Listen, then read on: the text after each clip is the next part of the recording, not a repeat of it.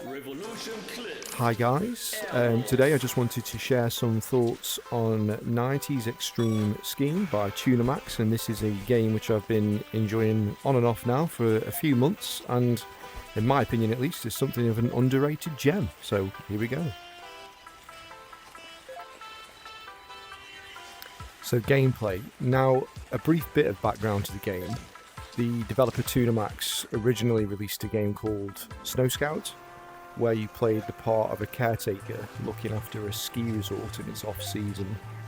I quite enjoyed Snow Scout, but the most fun part of it for me was the skiing mechanics, and the devs have essentially dropped the narrative parts of Snow Scout and fleshed out the skiing into its own game, which is apparently an homage to 90s games of the same genre. So importantly, how good is the skiing? Well, for me, as an ex-skier, I have to say I find it quite good. It's intuitive and fairly easy to pick up, at least in the early levels. You will need to turn your hips to turn in the game, which if you do ski, you'll know is as much about controlling your speed as it is about going around corners. So yeah, I think the game really nails this aspect. There are tricks that you can do on the levels, which I believe at the moment are grind rails and jumps. These could sometimes be a little bit difficult as they require you to line yourself up almost dead on if you're going to perform the trick well. Though this does mean it's quite rewarding when you do manage to pull them off. Levels wise, the game originally had about 30, but I think that's been increased recently with the Fogfest update. You unlock new levels by performing challenges such as getting a certain amount of score, doing tricks, or completing courses under a certain amount of time. The levels do get more difficult as you go along, which means the game ramps up the difficulty at a natural pace, I would say, with the player. One gripe I did have with gameplay is that it's automatic fail if you miss flags as you're travelling down the slopes.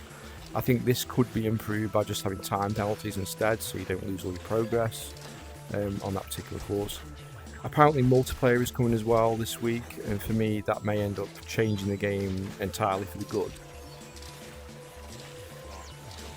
So graphics, now the game is quite a low polygon art style, which I guess fits in with the overall retro feel of the game.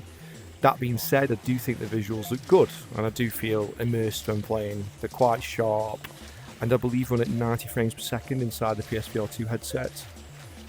Of note, by the way, is that this currently is a PSVR2 exclusive and does make the most of the headset haptics. So you will feel rumbling in the headset, simulating the wind when you begin to pick up speed on the downhill sections. Audio-wise, I don't think this is the game's strength, to be honest. The music selection is still obviously going for that 90s retro style. Some might enjoy it more than me, though. The in-game announcer is a little over the top, which again, I guess fits in with the whole retro theme, but it can just be a little bit irritating after a few hours of play. Story, as I said before, there isn't any, but if you do want this game, but with a narrative, then I definitely recommend Snow Scout. Replayability, I think there's a lot of this to the game with the unlocks, and the trophies seem like they'll all be fun to do without being overly difficult.